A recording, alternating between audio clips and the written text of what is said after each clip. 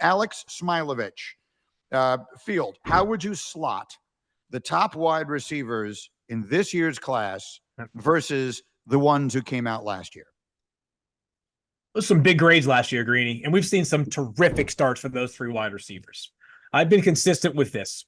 I think Marvin Harrison Jr., Malik Nabers are higher graded players than my top rated wide receiver this year.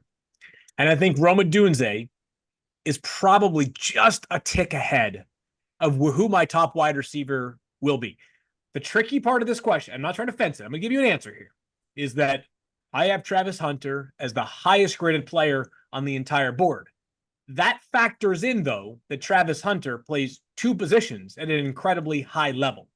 I might still give the edge, and Travis Hunter is doing his best to make this not the case, to Tedarrell McMillan from Arizona, who's coming off of a quiet game that Mel referenced, 5 catches for 60 yards this past week, as the number one pure wide receiver in this class, and he would be slightly below Rome Odunze for me.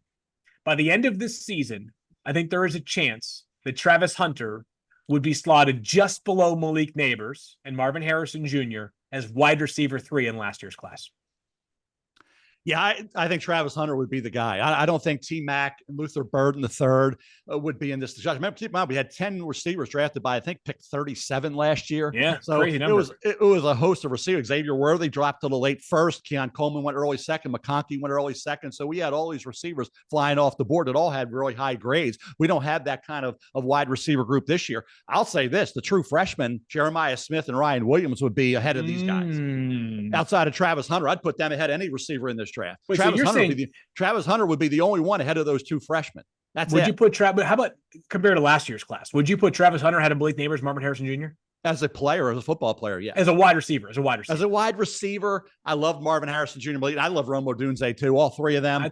It's hard not to say that those three as a receiver, he would be right in there. I don't think he takes a backseat to anybody.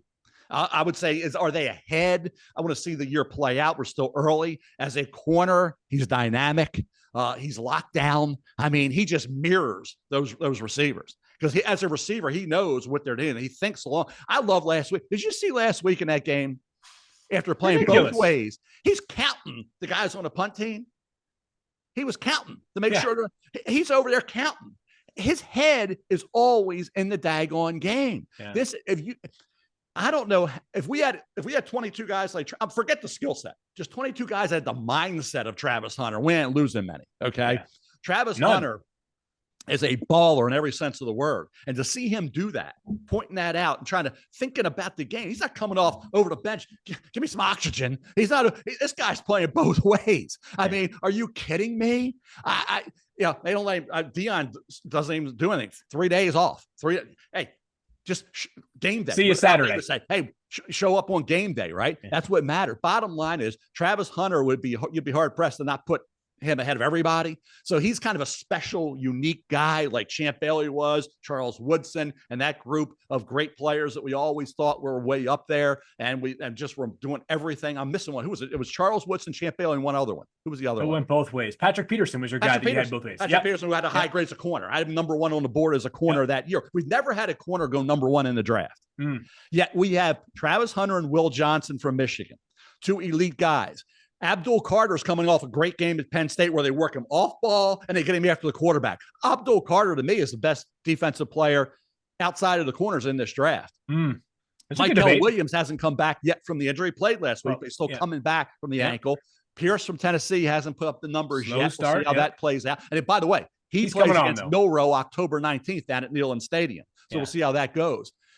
I want to see at the end of the day, if you say if it's not going to be Travis Hunter number one on the board, now I'll ask you this, Field. If it's not Travis Hunter number one on the board of ratings, not mock drafts, but ratings, who's it going to be? Abdul Carter? Who could it possibly be for you? Okay, so not mock drafts again, right? Because if it's going to be a mock draft, if it's not a quarterback, it's going to be a pass rusher or an offensive tackle, right? We agree on that because that's just how.